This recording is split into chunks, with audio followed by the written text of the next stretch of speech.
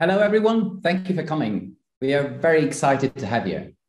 We'll wait for just one more minute to make sure everybody's connected, and then we'll start. In the meantime, please feel free to greet everyone in the chat and maybe tell us a little about where you're coming from. Thank you. We'll start soon.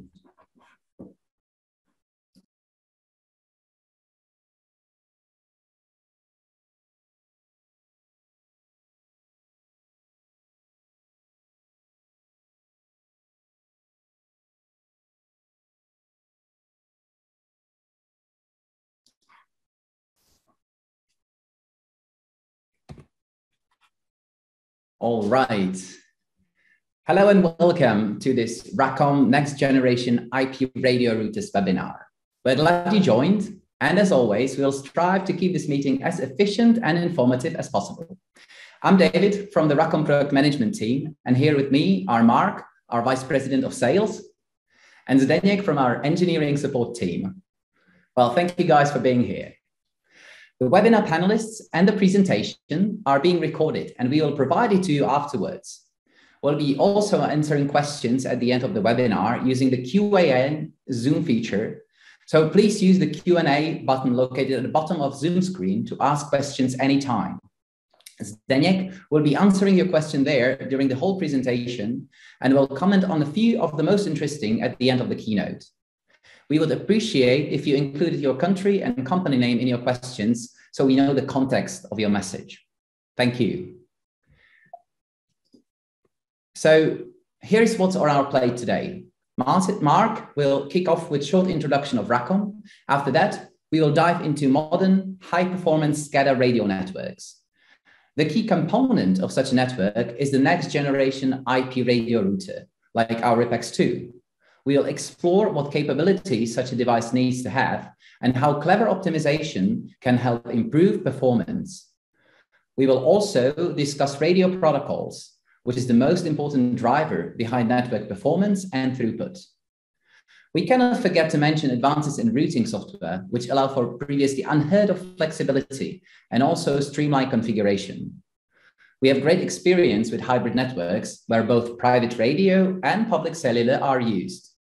Next generation routers bring exciting possibilities to this kind of setup, and we'd like to show you a few examples. At the end, Zdeněk will discuss a few selected questions, and we will conclude for the day. So let's dive right in. Mark, you ready?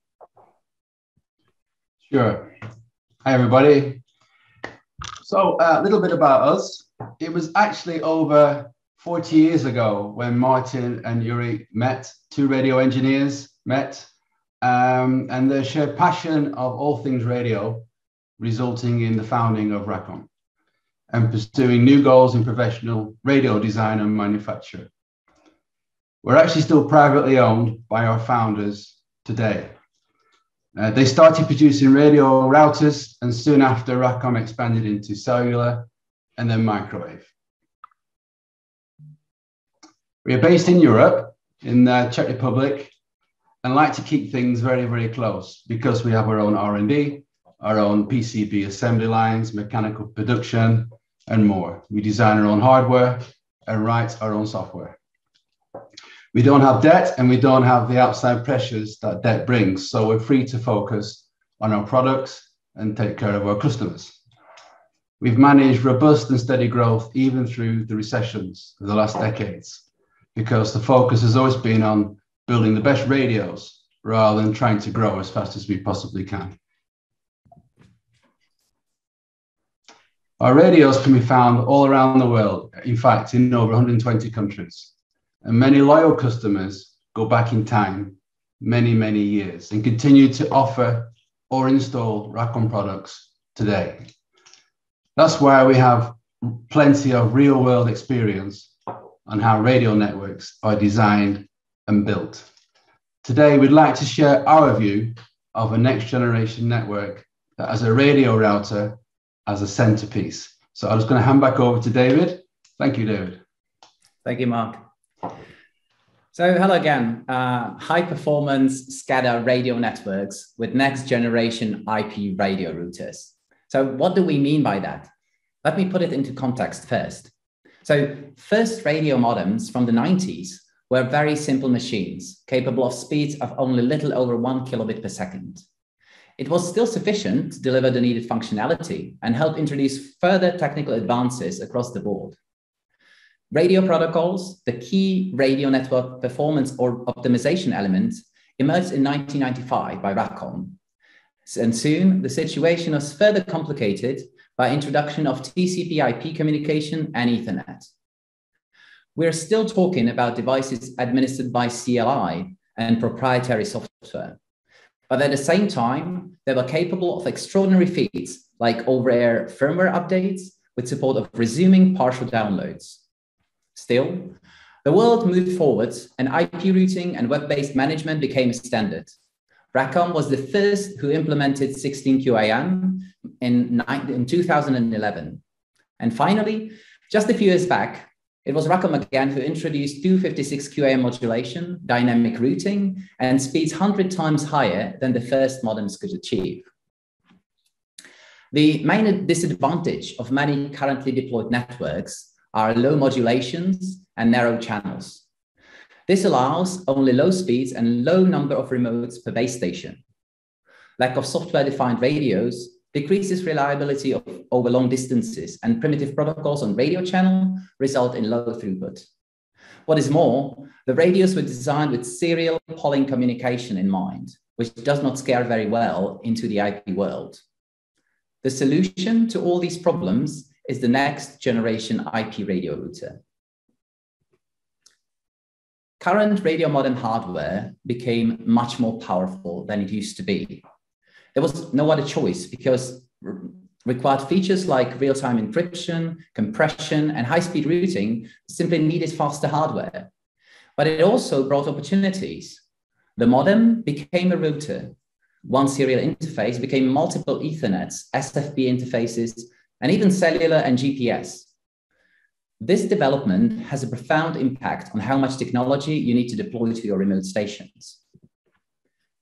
The next generation radio routers are all-in-one solution capable of supporting both legacy and modern RTUs using multiple interfaces and communication protocols, and take all this data and transmit it securely and reliably using radio, cellular, fiber, or Ethernet, making the radio a central component of a remote station. Modern radios are often based on Linux, which brings standard, regularly updated security features. They should provide standard IP routing capabilities even on radio channel. The Linux kernel is tried and verified by many years of operation, making the foundation extremely reliable. Advanced hardware and software support previously unimaginable speeds of 1.7 megabits per second, QoS on all interfaces, and most importantly, dynamic routing, which we'll talk about a little bit later. Different applications have different requirements, so just one protocol on radio channel is not enough anymore. Nowadays, information technology and operational technology convergence becomes the challenge. When radio modem becomes really a standard Linux IP router, it fully supports IT and OT networks interconnection within just one box. In the past, hardware simply was not capable of implementing real-time encryption on the radio channel. Those times are luckily long gone. All modern projects require strong security features, and next-gen radios come to the rescue once again. They're capable of radio traffic encryption using AES 256 standards and support multiple VPN protocols like IPsec, which is especially handy when using the radio with cellular capability and tunneling over public cellular network. Full-featured firewall and VLANs are standard, as well as many user-facing features like role-based access control. Digitally signed firmware and secure boot makes it impossible to corrupt the device by installing unsafe software. Physical security is also a topic. Modern radios are equipped with tamper switches capable of automatically destroying encryption keys, certificates, and passwords, effectively bricking the unit and making the attacker very, very unhappy. And we should not forget the main advantage of the private radio, the independence on third-party services, meaning the network is fully under the control of its operator. Now, let me linger a little bit longer on tunneling and encryption. because many systems on the market claim that they have, for example, IPsec implemented. But be careful, in many cases, the tunnel is only possible on land side of the radio modem, not over the air, which may not be enough for your application. Modern solution provided by Racom offers real end-to-end implementation, where both IPsec and encryption are also running over the air. Modern network devices require high-quality design, components, manufacture, software, and rigorous testing to be reliable. Next-generation routers, and as far as we know, it is currently only our RipEX2, are capable of dynamic routing, an advanced technology rendering classic routing tables obsolete. But more importantly, it allows the network to automatically recover for change in its topology caused by, for example, a node failure, all automatically without user intervention and special configuration. Data integrity control and packet acknowledgement make sure data received match data transmitted, and critical infrastructure operators can rely on them in decision-making. Fully redundant hardware is offered for the most critical nodes. As I discussed before, modern radios are fully capable IP routers. That is why you can expect features like QoS, which can help you prioritize traffic based on protocol, source, or destination, making sure your most critical data gets where they need without any delays. Network address and port translation complements routing capabilities, and together with firewall, increases security of the whole system. Terminal servers are our bridge between legacy serial protocols, such as DNP3 and IP world. They basically add IP traffic info at the source and then strip it at the destination, allowing legacy communication on modern IP networks. The combination of DNP3 TCP and DNP3 serial RTUs within one network is then not a problem, allowing for gradual upgrades of the technology. So to sum it up a little, radio modems are no longer just transparent communication boxes. Next generation units are full-featured IP routers with many interfaces and capabilities. But honestly, what would it be good for if we're unable to push the data we need through the network? So let's have a look at what optimizations in hardware and software can be implemented to maximize radio network performance. Current state of technology enables using advanced integrated circuits that are typically found in base stations and still maintain the compact size and low power consumption. New networking functions require strong multi-core CPUs to direct and manage the traffic, to encrypt it and compress it. Powerful DSP engines, high-precision ADC and DACs, and many more advanced components are needed to reach higher speed and throughput. The key to understanding why makers of scatter radio equipment need to use the highest quality precision digital signal processing components lies in communication efficiency. Communication efficiency has two components, spectral efficiency and power efficiency. Spectral efficiency measures how efficiently you use the radio spectrum that you pay for. Ideally, you would use the entire spectrum by using a signaling technique that has a rectangular spectrum shape, as is the case in QAM modulations, like the one in the image. Power efficiency shows how sensitive the radio is, or how well it is capable to receive the weak wanted signal in presence of strong interfering signals. A typical situation is shown in the image, where you can see a very crowded spectrum. The job of a high-quality radio is to process the weak signal reliably and without errors, which brings us to software. Because in principle, the higher number of modulation states you use, the more vulnerable the transmission is to several real-world effects. On one hand, you increase the data speed, but on the other, you also increase the number of errors in the communication. And this is true especially in difficult environments with low signal levels, interference, multipath propagation, fading, etc.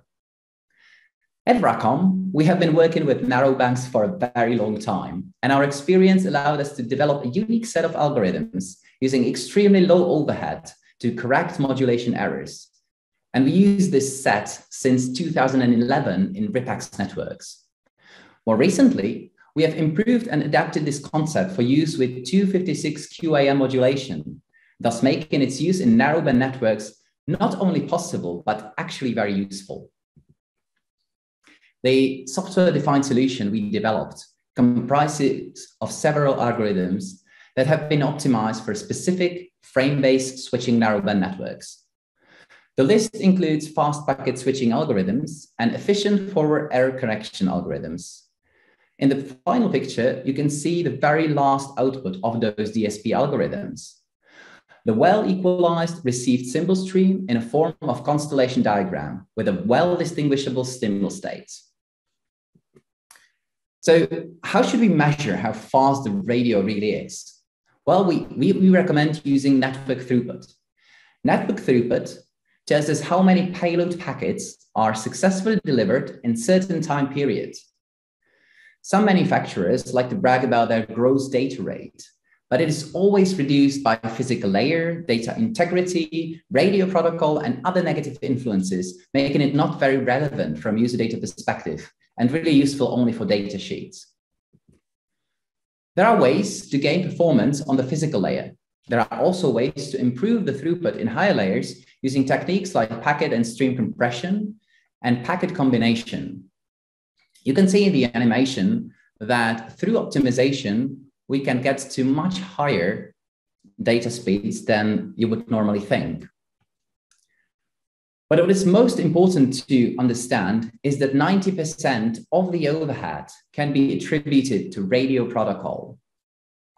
And in the screen, you see a comparison of our products and a typical radio modem and how optimization can improve network throughput. So to sum it up, radio protocol is the key element impacting network throughput. So let's explore radio protocols in more depth. Modern applications have many requirements. Collision management on application level, while it's easy to implement, is not very efficient because it does not solve the problem where it happens and has no information about radio network capacity. Some applications require extremely low latency, and the radio protocol should not try to deliver old packets simply because they are no longer relevant and new ones are probably on their way. TCP/IP communication is extremely sensitive to response time jitter. It works best if responses come in reasonably similar time frame, and radio protocol needs to make sure it happens. Centralized communications are not always enough. Some applications need to have multiple central nodes or require direct remote-to-remote communication. Sometimes the topology requires a chain of repeaters. And all these requirements should be supported by an advanced radio protocol. It is quite clear that a universal protocol could hardly offer all these capabilities. We have discovered that a minimum of 3 distinct radio protocols is required to make sure the radio can fulfill its role in various real-world scenarios. Now, let me show you how they work. First is the simplest transparent protocol. It offers minimum latency and is designed for polling applications in star topology. It is important to note that this is our only protocol that does not manage collisions. Very basically, it transmits everything it receives on Ethernet or serial ports and leaves traffic control on radio channel to the application. It does, however, ensure data integrity and allows use of one repeater. Let's have this simple network with one radio in the center and several remote stations. Using the transparent protocol, anything sent by the RTUs gets sent into the air, but the communication is usually managed by the central server, asking the station periodically or on demand for data. This does not work well with IP RTUs or in report by exception environments. Base-driven protocol is a result of years of studies and testing performed alongside the Czech Technical University in Prague. During the study, it was determined that to successfully manage TCP/IP traffic over narrow channels, it is necessary to fully control the traffic. That is why, with our base-driven protocol, traffic is fully managed by the base station, and thus collisions on radio channel are not possible. It even works well with weaker remote signals and ensures each remote gets its fair turn. Base-driven protocol is designed for star topology with a possibility of one repeater on each link. Up to 255 remotes on the one base station means there practically is no limitation in network design. Any station in the network can communicate spontaneously, typically for TCP/IP traffic. It is also suitable for collision networks where a remote is not heard by other remotes and or different RX and TX frequencies need to be used. There are two station types. One is base and the second is remote. Remote can also be set as a repeater for another remote. Base is used to control the traffic and usually sits in the central node. Remotes are all other stations. In our example, the base station radio will be periodically asking remote radios for a report. In case there is anything waiting to be sent, the base station decides when to send it and asks for the data at the most appropriate time. Nothing is transmitted without the base station asking for it. That means the technology does not need to decide when its data will be transferred. It simply pushes them to the radio and the radio takes care of the delivery, thus making the whole process much more efficient and faster. The third is the flexible protocol, and it's our jack of all trades. It features multi-master polling and report by exception simultaneous communication. Most often, it is used for complex, large-scale projects. There are two main big advantages to flexible protocol. First, there is no central or base node, and units communicate with each other as configured in routing tables, thus utilizing the network much more efficiently. A second is unlimited topology and unlimited repeaters, allowing network designers to build the best network for their situation. Before any station starts transmitting, it uses a complex radio channel access algorithm to minimize collisions. In addition, each packet is acknowledged, and if needed, it can be repeated. Flexible protocol can also be set up as fully transparent. Stations therefore communicate as they need, either with central computers or directly with each other. Chaining multiple repeaters is also supported, and with help of dynamic protocols, mesh network can be easily created. So here is a little summary of all three protocols with their main features. Everyone is suitable for a specific purpose, and by supporting all of them in our devices, we offer exceptional flexibility to the network designers. Now, let's get to routing, because routing capabilities are a key feature. As networks get larger and more complex, routing can become a burden. Managing static routes is a complicated and error-prone process. Not all radio modems, which claim to be IP-based, support standard IP routing on radio channel. They have standard IP routing only on the LAN side of the radio, but they still provide just L2 bridge over the air. This may be a problem for some applications, and certainly is not a very future-proof solution. This is not the case of our routers, where radio interface has its own IP address supporting standard IP routing rules. This allows setup of real mesh network, where each node can directly communicate with each other without the need of any central points. And to be honest, a setup of static routing in extensive networks can be a very complex task. And its maintenance when the network expands is also quite challenging. Dynamic routing resolves major downsides of static routing tables and adds interesting features on top of that. So let's get into it. Dynamic routing not only takes care of route generation, but is capable of finding alternative paths in case of a problem. It is also much more flexible because a new radio gets automatically recognized by the network. And if so configured, it means the network can operate as automatically generated mesh network. There are two protocols typically used for dynamic routing in IP world. BGP, or Border Gateway Protocol, is a standard for internet routing. OSPF, or Open Shortest Path First Protocol, is mostly used in internal networks.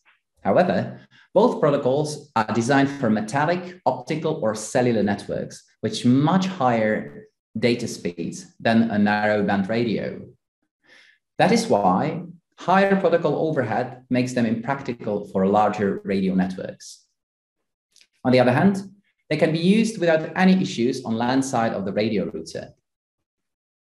Babel is the next generation routing protocol, suitable for all types of networks, high as well as low speed. Babel relies on periodic routing table updates in contrast with OSPF, which relies on updates sent only when network topology changes. That makes Babel much more flexible when data needs to be sent using an alternate route. This effectively enables the network to have automatic backup routes, which are constantly updated. Babel-enabled units periodically send hello packets out to determine the quality of connection. For every pair of neighboring nodes, Babel computes an abstract value known as the cost of the link. A road between any two and not necessary neighboring nodes is assessed by calculating the metric, which is the sum of the costs of all the links along the road. This metric is a number assigned to each road. The lower the number, the better the route. Babel uses hello packet loss as the main determining factor. High packet loss means the route is down. Best route is selected dynamically for each packet. Dynamic routing simplifies network configuration, while at the same time brings failover protection of automatically created backup routes. It is possible to use it on all interfaces, radio, Ethernet, even cellular. And that is why Babel moves radio networks to the next level of reliability and flexibility. Hybrid networks. What is a hybrid network and what advantages does it bring to the operator? Well, hybrid network combines private radio and public cellular connectivity. Mission critical data is transmitted over the radio, making sure it is delivered even in case of cellular network downtime. Larger data is sent over high throughput cellular, bringing new possibilities to the operators like remote management, video and image transmission, and many more. And since next generation radio routers often include cellular modules, this setup can be achieved with lower cost and much simplified management and setup. It is no surprise that many organizations use this strategy, and I'd like to quickly show you two examples. Northern Power Grid is the biggest power distribution company in the UK and was one of the first that decided to modernize their primary SCADA network. Just to put this into perspective, NPG delivers power to over 4 million customers in an area of over 25,000 square kilometers. They needed to connect 1,500 primary substations into the most reliable network possible over a vast area. Over 4 years of global tendering and testing processes, our solution won the race. A fully redundant network was an obvious choice. RipEX2 is used as a primary channel in places where fiber or DSL are not available. Cellular is then used as a backup channel on all sides. A very solid network has been created, meeting and exceeding the highest possible requirements for reliability, security, and speed. RWE Mittelbaden is a German power distribution company. They needed to upgrade their network, currently using cellular to connect radio interconnected cells. The new solution will use our private microwave to connect the cells, while the radios themselves will supply cellular backup routes. To sum it up, using hybrid networks, operators can expect much higher throughput while maintaining security and reliability of their private radio networks. Backup routes may be not only able to withstand radio node failure, but use a completely different technology as a backup. And since modern radio routers offer advanced QoS, it is simple to distribute the traffic based on protocol type or IP address between these two technologies. Which brings me to the conclusion. The next generation router is a central of modern SCADA network because it is able to interface with practically anything over SFP, Ethernet, digital I/O, and serial, but also supports both radio and cellular for high throughput and failover protection. It is a fully featured IP router with 1.7 megabits per second data speed on radio and 1 gigabit per second on Ethernet, while meeting all current security requirements. To maximize network throughput, array of hardware and software optimization needs to be implemented. Radio protocol is the key element of the software optimization effort, and multiple protocols are needed to match diverse network requirements. Dynamic routing increases flexibility and greatly simplifies configuration and expansion of the network. It delivers automated backup routes over all interfaces, thus increasing reliability once again. The next generation radio router offers both radio and cellular interface. This is not only increasing capability of the whole solution, but integration decreases costs, reduces points of failure, thus increasing reliability once again. That is why we assure that radio routers remain the best solution for mission-critical SCADA networks. Okay, good. And that is truly all for today. Thank you. We will be sending you the follow-up email. So please have a look in case you're interested in anything that has been said here. It will include the recording of the webinar, so you can get back to anything you might have missed. Also, we will be showing a quick survey just after the webinar ends, and we would appreciate if you complete it. It really helps us improve. So thank you for being with us today. Goodbye. Have a great day and see you next time. Goodbye. Thank you. Bye.